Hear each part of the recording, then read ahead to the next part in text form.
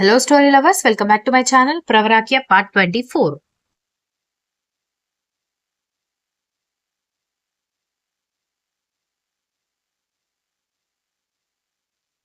అసలు ఏం జరుగుతుందో అర్థం కాని అయోమయ పరిస్థితిలో ఉన్నాను. అంతలో అతను లోపలికి రావడంతో ఏంటిది అని సీరియస్‌గా అడిగేసరికి వాడు బలవంతంగా నిన్ను తీసుకువెళ్తున్నాడు అన్న కోపంలో కట్టేశాను. సారీ అని చెప్పాడు అథర్వ. దానికి అనేక మార్గాలుంటే తాళి కట్టడమే మార్గమని ఎందుకనుకున్నాడో నాకర్థం కాలేదు. ఉన్నట్టుండి ఏదో పగిలిన సౌండ్ రావడంతో ఉలిక్కిపడి చూసిన నాకు అథర్వ ఇంకా లోపలికి రాలేదని అర్థం కావడంతో అతను ఆవేశంలో కట్టేశాను అన్న విషయం కల అని అర్థమైంది.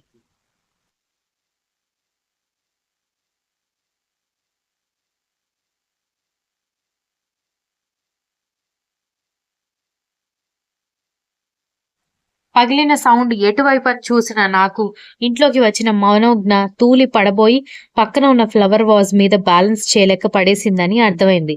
నన్ను చూసి ఎందుకంత షాక్ అయిందో అర్థం కాలేదు, కానీ ఆమె కళ్ళల్లో ఏదో బాధ వీచికలు కనిపిస్తున్నాయి.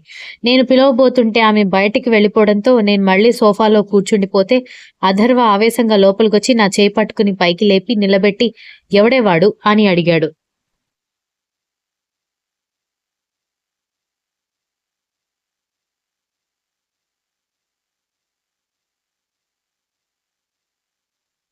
సంయుక్త అని పూర్తి పేరుతో పిలుస్తూ చాలా గౌరవంగా ఉండే అతను ఇప్పుడు ఎవడే వాడు అంటూ గీ అనేసరికి నాకసలు ఏమీ అర్థం కాలేదు. కానీ అతను నా పర్మిషన్ లేకుండా తాళి కట్టాడన్న విషయం గుర్తురావడంతో చేయి విదిలించుకొని వాడి సంగతి వదిలేయండి, దీని సంగతి ఏంటని నా మెడలో ఉన్న పసుపు తాళి పట్టుకొని చూపించడంతో పసుపు కొమ్ము కనిపించట్లేదా అన్నాడు వెటకారంగా. తను చేసిన తప్పుకి సారీ చెప్తాడనుకుంటే అతను అంత పొగరుగా అడిగేసరికి ఆ విషయంలో పశ్చాత్తాపం ఏమాత్రం లేకపోగా కావాలని చేసినట్టుగా నాకర్థమైంది.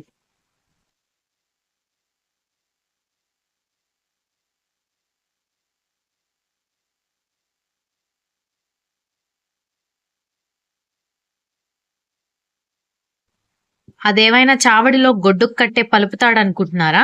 పసుపు తాడు అంటూ కాలర్ పట్టుకున్నాను. నా చేతులు విదిలించేసి పక్కన సోఫాలో కూర్చున్నాడు.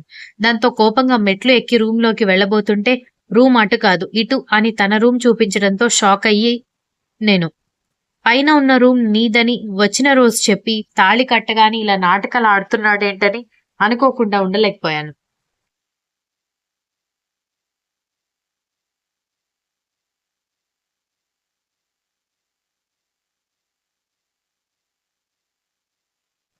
ఏంటి తమాషాగా ఉందా? నా కళ్ళల్లో భయం, నా మాటల్లో బెరుకు చూసి నేనేం చెప్పినా తను వింటుందిలే అని మీరనుకుంటే అది మాత్రం మీ పొరపాటే అవుతుంది సార్. భయం ఉంది, కానీ అంతకంటే ఎక్కువ నా మీద నాకు రెస్పెక్ట్ ఉంది. ఇలా అడ్డదిడ్డంగా ఎలా పడితే అలా తాళి కట్టేసి మీ రూమ్‌లోకి వెళ్ళమని చెప్తే నోరు మూసుకొని వెళ్ళిపోతాను అని అనుకుంటున్నారా? అన్నాను. దాంతో అథర్వ దగ్గరకొస్తుంటే నేను వెనక్కి అడుగులు వేయబోయి మెట్ల మీద ఉన్నానన్న విషయం మర్చిపోవడంతో మెట్టు తట్టుకొని కింద పడేసరికి మరొక మెట్టు తగిలి నొప్పి పుట్టింది.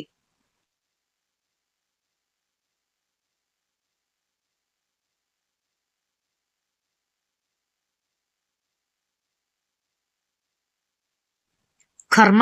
నా రాతకి అన్నీ ఇలాగే తగలడతాయి అనుకుంటూ నేను కష్టంగా లేవాలని అనుకునేటప్పటికి అథర్వ వచ్చి భుజాలు పట్టి లేపి నిలబెట్టి పసుపు కొమ్ము ముడులని ముందుకు తీసుకొచ్చి అడ్డదిడ్డంగా ఏమీ వేలేదే, కరెక్ట్‌గా 3 ముళ్ళు వేశాను అన్నాడు కొంటెగా చూస్తూ.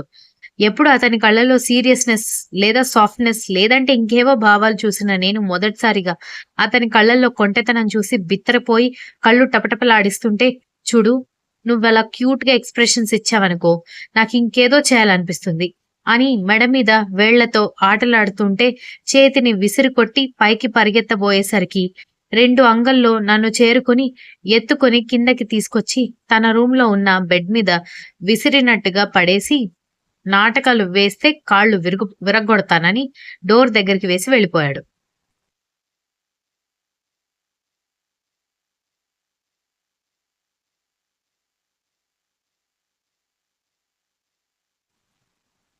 ఈ మానవుడు నన్ను మనిషి అనుకుంటున్నాడా? ఫుట్‌బాల్ అనుకుంటున్నాడా? కాస్త గురి తప్పితే వెళ్లి గోడకి తగిలుంటే సాంబార్ కారినట్టు నా తలలోంచి రక్తం కారేది. అస్సలు సున్నితమే లేదు ఈ మనిషికి అని తిట్టుకుంటూ ఏదో స్ట్రైక్ అయినట్టుగా, అదేదో వీడితో పర్మనెంట్‌గా ఉంటున్నట్టు సున్నితమే లేదని అనుకోవడం ఏంటి అనుకున్నాను.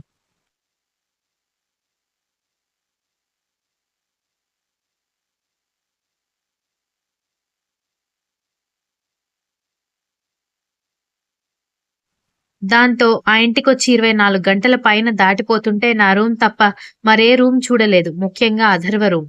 దాంతో లేచి సరిగ్గా కూర్చుంటూ చుట్టూ చూసేసరికి నా రూమ్‌కి పూర్తి భిన్నంగా బ్లూ కలర్ పెయింట్‌తో ప్లెజెంట్‌గా ఉంది ఆ రూమ్. గురుడికి మంచి టేస్ట్ ఉంది అనుకున్నా. అందుకే నీ మెడలో తాళి కట్టాడేమో అని అంతరాత్మ ఘోషించడం మొదలుపెట్టేసరికి దాని నోట్లో కర్చీఫ్ కుక్కేశాను. ఎందుకో అలా అనుకున్నప్పుడు కాస్త గర్వం విరిసినా కూడా ఇంత సడన్‌గా తాళి కట్టడం ఏంటో, అది కూడా ఎలాంటి ఫీలింగ్ లేని అమ్మాయి మెడలో అంత అయోమయంగా గజిబిజిగా ఉంది నాకు.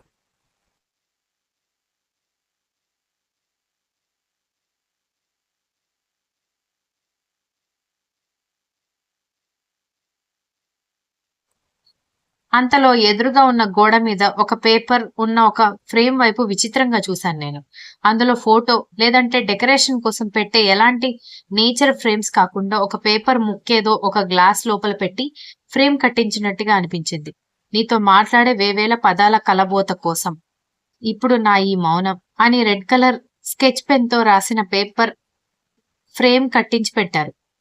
అప్పుడే మనోజ్ఞ ఎవరితో ఏం మాట్లాడకుండా సైలెంట్ గా కూర్చుని ఉన్న అదర్‌ని చూశానని చెప్పడంతో దానికి దీనికి ఏదో లింక్ ఉన్నట్టుగా అనిపించింది. పైగా ఈ గెస్ట్ హౌస్‌కి తన వాళ్ళెవరూ రారు కాబట్టే ఆ ఫ్రేమ్ ఇక్కడ పెట్టుకున్నట్టున్నాడు. అయినా వాళ్ళుండే అఫీషియల్ హౌస్ దగ్గర ఇసుకేస్తే రాలనట్టుగా ఉండే కార్యకర్తలు, party members, bodyguards, family members తో కిటకిటలాడిపోతుంది. కానీ ఈ గెస్ట్ హౌస్‌లో ఉదయం గొడవ జరిగేటప్పుడు కూడా చూశాను. ఇద్దరు బాడీగార్డ్స్, ఆ గొడవ చేసే వ్యక్తి, అథర్వ. నేను తప్ప రోడ్డు మీద ఒక వెహికల్ వెళ్ళడం కూడా ఆ 10 నిమిషాల్లో నేనొక్కసారి కూడా చూడలేదు.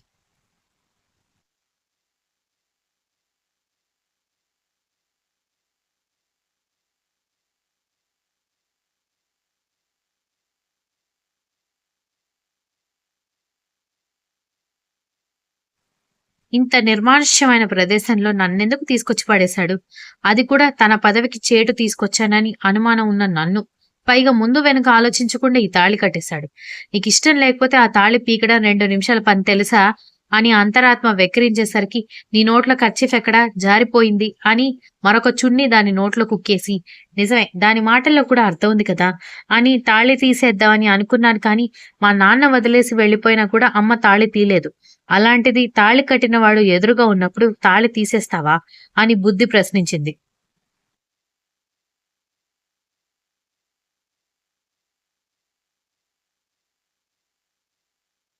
మా అమ్మ అంటే వదిలేసి వెళ్ళిపోయినా, మా నాన్న మీద ఇంకా ప్రేమను చంపుకోలేకపోతుంది. కానీ అతని మీద నాకెలాంటి ఫీలింగ్స్ లేవు కదా! అనుకుంటూ వెంటనే ఆ పసుపు కొమ్ము పీకి పడేయడానికి ట్రై చేస్తున్నప్పుడే పైన అటక మీద ఉన్న ఏదో బలమైన వస్తువు వచ్చి నెత్తి మీద పడేసరికి దెబ్బకి స్పృహ తప్పి పడిపోయాను.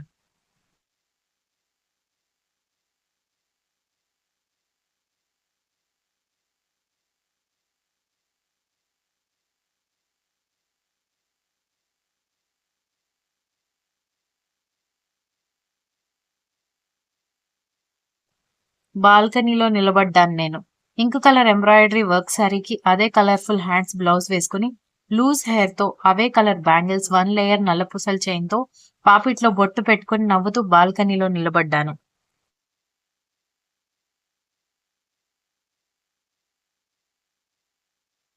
హేయ్ హన్ అన్న ఒక మ్యాన్లీ వాయిస్ కి వెనక్కి తిరిగి అక్కడ అథర్వని చూసి బుజ్జి అంటూ గాఢంగా హత్తుకుని అతని బుగ్గ మీద ముద్దు పెట్టాను. దెబ్బకి నో అని అరిచి లేచి కూర్చునేసరికి నా పక్కన మ్యాగజైన్ చదువుతున్న అథర్వ, ఆ పక్కన చేతులు నలిపేసుకుంటూ నిలబడిన మనోజ్ఞ, నా బెడ్ కి మరొక వైపు ఉన్న పని మనిషి ముగ్గురు అదిరిపడ్డారు.